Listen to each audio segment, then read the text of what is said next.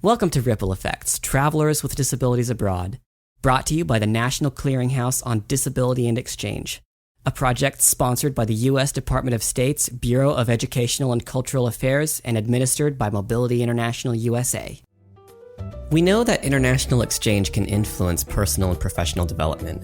It can enhance one's confidence and skill sets, broaden one's perspective, and shape one's educational path. It can also influence job choices and career opportunities. Let's find out how.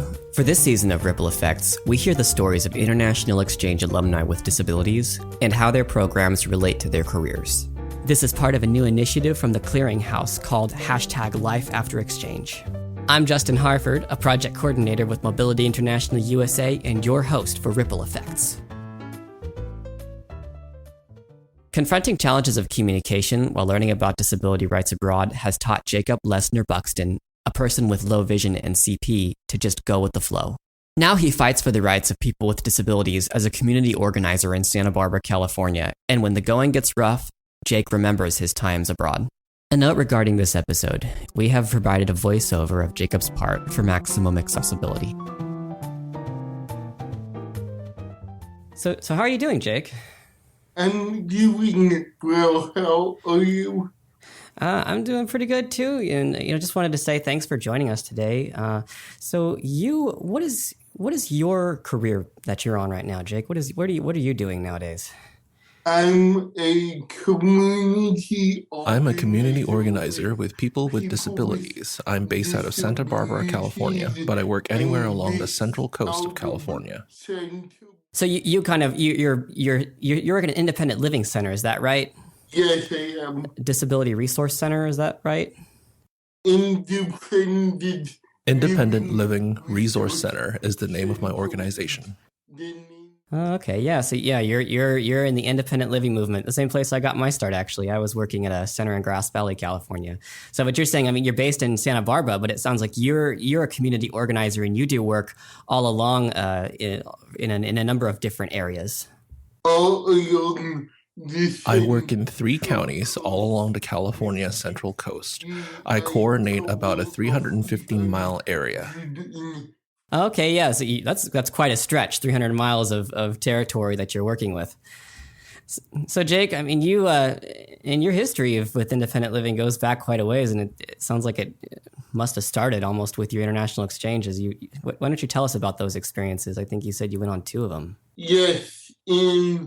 Yes, I've actually been on 4 international exchanges, but 2 were disability related. In 2003, I went to Siberia with the Center for Independent Living in Berkeley, and in 2004, I went to Japan with Mobility International.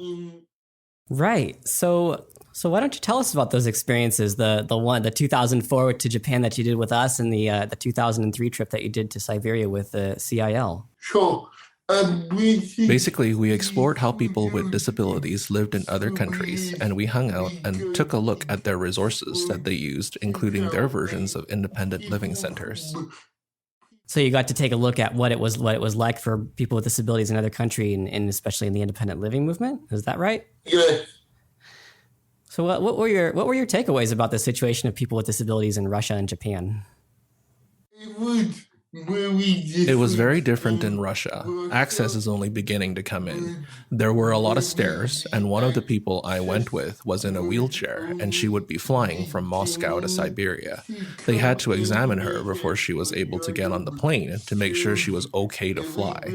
And they did this with every person in a wheelchair. So when this person in your group who used a wheelchair had to get, like you were saying, she had to get a permission to fly from Moscow to Siberia, or? She had to get examined at the airport. She got examined at the airport. Yeah, and they did this at the airport whenever you flew in Russia on a flight in a wheelchair. They would examine you before you would be allowed on the plane. Oh, so it was like was there was like a fear, like if you came to an airport using a wheelchair, they thought you were might be medically unfit to get on the plane and fly. Yes. Oh, so she had to get examined before they would let her on the flight. Yeah. Oh, it's interesting customs that they have. What about Japan? I mean, I remember, was it any different in Japan? Japan was Japan was much more conscious of people in wheelchairs. I remember they had portable ramps everywhere in every business with a step and a portable ramp so people could get into businesses. But in Japan, they were not as informed about hidden disabilities that the US is informed about. So they still it sounded like at least back in 2004, Japan had a ways to go on non-apparent disabilities. Yeah, I would. Yes, I was in my hotel in Japan, and you would go to a group steam room, and one of the people in the steam room thought I was in trouble, and he was going to call the cops on me. But luckily, my friend was able, in broken Japanese, to explain my disability and to reassure him that I was okay. Interesting. Yeah, so somebody almost called the police because they thought that you were not okay or something. Yeah, and he was. Yes, and he was a special ed teacher. Oh, wow, a special ed teacher. You'd think you'd know better, right? Yeah. Yeah. So, I mean, were there any, before you went on these trips, did you have any concerns like how you'd communicate with people or how you'd get around, anything like that? It quite honestly hit me more when I was there. I remember going through my hotel lobby when I was in Siberia and realizing that I was the only person who spoke English in the lobby, and at the time, that kind of freaked me out. So you were saying you had some experiences in Siberia where you were like traveling, you were traveling by yourself or something? No, I was in a hotel lobby and my group was away and I was the only person in the lobby who spoke English, and that kind of made me frustrated, but interested in at the same time knowing that other people couldn't communicate with me, and I had never had that in my life before. You never had that experience of being around all these people who couldn't speak English before. How did you deal with it?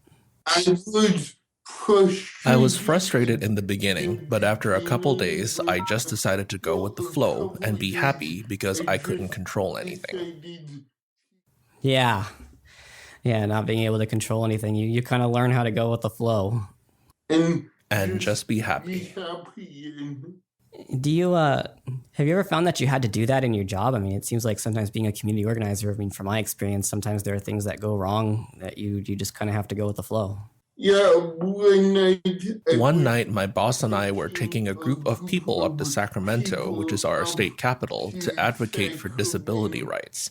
And the wheelchair-accessible taxi that I thought I booked to take us to the hotel, they just decided 2 hours before we arrived to close their shop for the night and cancel our reservation.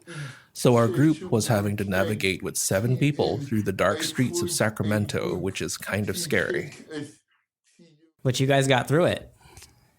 This was, so you basically, like, you got with your group to off your flight in Sacramento for, you were going for and then they didn't get your wheelchair accessible vehicle. Yeah. So you guys had to make your way through Sacramento in the dark. Wow. So, but that's exactly it though. I mean, it sounds like, your exchange kind of, that you got to kind of develop that ability to kind of go with the flow and everything through that. Well, I wish I could say that I was okay with. I kind of lost my temper with the cab company and called them every name in the book. Which wasn't a good idea, doing it right in front of your boss. She kind of wanted me to be a bit more professional. Well, I guess it's an ongoing experience, everything's kind of a process of learning. I know you also, you also mentioned to me too about like your, about how kind of you've been to a number of other countries. I know you mentioned to me before, and and this experience of being a world traveler kind of, it has helped a little bit in getting more, like people to take you more seriously. I mean, do you have any, why don't you share us about that? Yeah. Yes, I had cancer about 4.5 years ago, and as a person with a visible disability, I hate going to doctors with my parents because they speak to my parent and not me. So I was getting ready for surgery, and this nurse was kind of talking to me in baby talk, and my mom just said he's been to Siberia and he has his master's degree. And that was when the medical staff started talking to me like I understood stuff and changed their whole attitude. Sometimes you have to be able to do that. I mean, I know for me, for sure, I think after I finished college, being able to share with people that I had gone to Mexico and Chile, that really helped a lot to kind of get credentialed and get opportunities that I wouldn't have had before. And so what do you, How long have you been working as a community organizer for? I've been I've been working as a paid one for 3.5 years, but I've been doing off and on stuff around this job for about 19 to 20 years. I started with the independent living centers in the Bay Area and then was fortunate enough to get hired doing what I love in Santa Barbara. Almost 17 years of just volunteering and just kind of learning as you went, and then now you've been in here for 3.5 years. Yeah. It's pretty amazing. Like, where do you see yourself going in the future? I see myself staying put. I'm pretty comfortable, and it's like I'm pretty fond of my job, and I think as someone who's disabled, you're supposed to have ambition for bigger and brighter things, but I just have ambition to do what I love and to be happy, and if I can get paid more money, then fantastic, but if not, that is fine too. For you, you're just really passionate about becoming really good at the work that you do. Yeah, and I'm really involved in the Santa Barbara community. It's such an interesting city, Santa Barbara. Nice. Wow. Well, thank you so much for sharing about your experiences with us, Jake. We really appreciate it, and we wish you luck on all your future endeavors.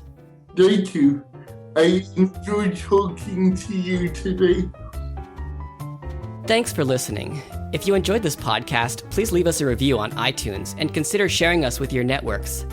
Also, let us know what you think at Twitter @MobilityINTL or Facebook, Mobility International USA, using the hashtag LifeAfterExchange. And to learn more about hashtag LifeAfterExchange, go to miusa.org.